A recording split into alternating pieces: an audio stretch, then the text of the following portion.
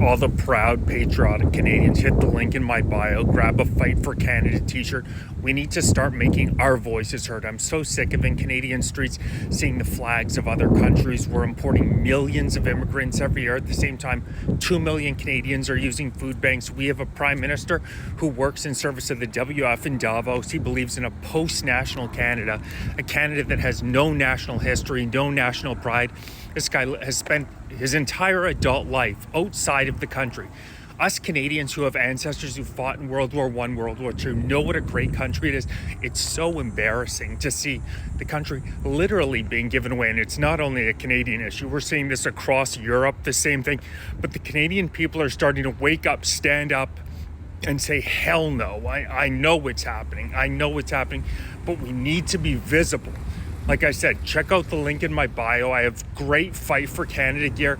We need to start being visible in the streets. If you study throughout history how revolutions have started, it is by getting your message out there by any means necessary.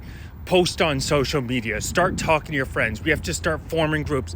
I know there are so many proud Canadians out there who are absolutely disgusted by what's happening in our street. I cannot go a day without being disturbed by some sort of a pro-Palestinian rally, and I'm thinking to myself, the middle class in this country is absolutely dying. We've been squeezed out like never before. Guys like Mark Carney and the Liberals are importing millions of immigrants to help the bottom line of their incredibly rich buddies at Brookfield. Mark Carney is now going on and on about prefab home construction, and the company that he used to work for, Brookfield, just bought another company called Modular. Guess what they do? They do prefab home construction. And he's now saying that the Canadian government, the Canadian taxpayer, is going to spend $25 billion on prefab homes. Can you imagine how much money Mark Carney and his buddies are making off this? They see us as a piggy bank.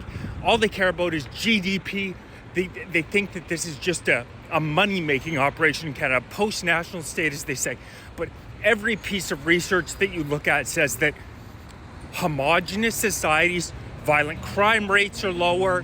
Essentially, every indicator of how healthy you are as a civilization is better in more homogenous societies. The more heterogeneous you make it, the more dangerous it is. And this is not my opinion. This is not racist. This is not xenophobic. It's just statistics. Look throughout history.